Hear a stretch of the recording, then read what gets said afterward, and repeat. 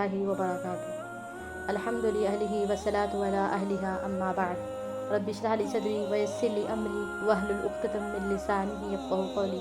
قال اللہ تبارک وتعالی فی القرآن المجید فاعوذ باللہ من الشیطان الرجیم بسم اللہ الرحمن الرحیم۔ یا بنی آدم قد انزلنا علیکم لباسا یواری سوآتکم وریشا۔ عزیز سامعین، اسلام نے احکام معاشرت میں جو سب سے پہلا کام کیا وہ یہ کہ اس نے برہنگی کا استحصال کیا اور مردوں اور عورتوں کے لیے سطر کی حدود مقرر کر دیے۔ کیوں؟ کیونکہ عرب جاہلیت میں مردوں کو برہنہ رہنے میں کوئی جھجک نہیں تھی، تو وہیں عورتوں کا لباس ایسا تھا جس میں سینے کا کچھ حصہ، بازو، کمر اور پنڈلیوں کے حصے کھلے رہتے تھے۔ اور افسوس کہ آج بالکل یہی کیفیت یورپ، امریکہ، جاپان اور مشرقی ممالک میں بھی ہے۔ لیکن اسلام نے انسان کو اس بات میں جو سب سے پہلا سبق سکھایا وہ یہی کہ جسم کا ڈھانکنا ہر مرد و عورت پر فرض ہے۔ اسی اللہ تبارک و تعالیٰ سورہ اعراف میں فرماتے ہیں کہ اے اولاد آدم، اللہ نے تم پر لباس اسی لیے اتارا ہے کہ تمہارے جسموں کو ڈھانکے اور تمہارے لیے موجب زینت ہو۔ تو وہیں نبی کریم صلی اللہ علیہ وسلم نے سخت حکم دیتے ہوئے کہا کہ ملعون ہے وہ جو اپنے بھائی کی سطر پر نظر ڈالے۔ عزیز سامعین، اسلام نے عورتوں اور مردوں کے لیے جسم ڈھانکنے کی حدود الگ الگ مقرر کی ہیں اور حکم دیا کہ مردوں کے لیے ناک اور گھٹنے کے درمیان کا حصہ سطر ہے، اور عورتوں کا سطر یہ ہے کہ اپنے چہرے اور ہاتھوں کے سوا تمام جسم کو تمام لوگوں سے چھپائے سوائے شوہر کے۔ عزیز سامعین، رسول کریم صلی اللہ علیہ وسلم نے فرمایا جب عورت بالغ ہو جائے تو اس کے جسم کا کوئی حصہ نظر نہ آنا چاہیے سوائے چہرے اور کلائی کے جوڑ تک، یعنی ہتھیلی تک۔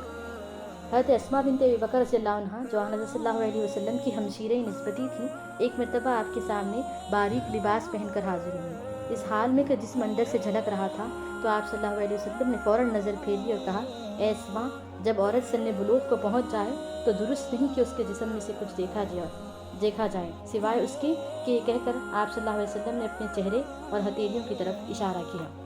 ایک اور موقع پر نبی کریم صلی اللہ علیہ وسلم نے فرمایا کہ لعن اللہ الکاسیات العاریات، اللہ کی لعنت ہے ان عورتوں پر جو لباس پہن کر بھی برہنہ کی برہنہ رہیں۔ یعنی ان تمام احکامات سے معلوم ہوتا ہے کہ چہرے اور ہاتھوں کے سوا عورت کا پورا جسم سطر میں داخل ہے جس کا چھپانا فرض ہے۔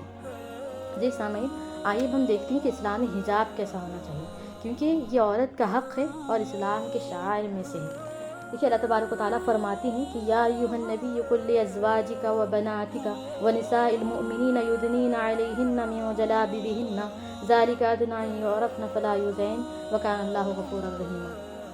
اے نبی صلی اللہ علیہ وسلم، اپنی بیویوں، بیٹیوں اور مسلمان عورتوں سے کہہ دو کہ اپنے اوپر اپنی چادروں کے پلو لٹکا لیا کریں، جس سے توقع کی جاتی ہے کہ وہ پہچان لی جائیں اور نہ ستائی جائیں، اللہ غفور الرحیم ہے۔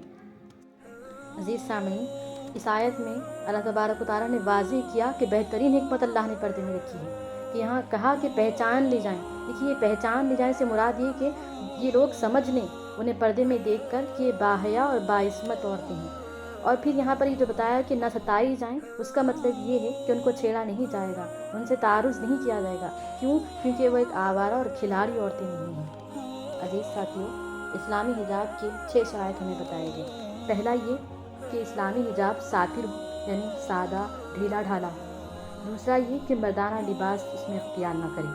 تیسرا یہ کہ وہ چست نہ ہو، یعنی ٹائٹ نہ ہو۔ اسلام نے منع کیا ایسے کپڑے پہننے سے جو جسم کی ساخت اور اس کی حیت کو نمایاں کرے۔ چوتھا یہ کہ وہ اسلامی حجاب باریک نہ ہو، اور پانچواں یہ کہ وہ بھڑکیلا نہ ہو کہ جس کی وجہ سے لوگ متوجہ ہوں، اور چھٹا یہ کہ دوسرے قوم کی نقالی میں نہ ہو۔ اسی لیے رسول کریم صلی اللہ علیہ وسلم نے فرمایا کہ مَا تَشَبَّهُ بِقَوْمٍ فَهُوَ مِنْهُمْ، جو کسی قوم کی مشابہت اختیار کرے گا وہ انہی میں سے ہے۔ عزیز سامعین، اسلامی حیا خوشبو کے معاملے میں انتہائی حساس ہے۔ ایک مسلمان عورت کو وہ اس کی اجازت نہیں دیتی کہ خوشبو میں بسے ہوئے کپڑے پہن کر راستوں سے گزرے یا محفلوں میں شرکت کرے۔ اسی لیے رسول کریم صلی اللہ علیہ وسلم نے سخت تنبیہ کرتے ہوئے فرمایا کہ جو عورت عطر لگا کر لوگوں کے درمیان سے گزرتی ہے وہ آوارہ قسم کی عورت ہے۔ عزیز ساتھیوں، خدارا اپنی حقیقت کو سمجھیں اور اسلام نے جو بلند مقام عطا کیا ہے اس کی اہمیت کو سمجھیں اور اس کی قدر کریں۔ نیکی کی تم تصویر ہو، عفت کی تم تدبیر ہو، نیکی کی تم تصویر ہو، عفت کی تم تدبیر ہو دین کی تم پاسباں، ایمان سلامت تم سے ہے۔ نبی کا پیغام عام کرنا، حیا کے کلچر کو عام کرنا،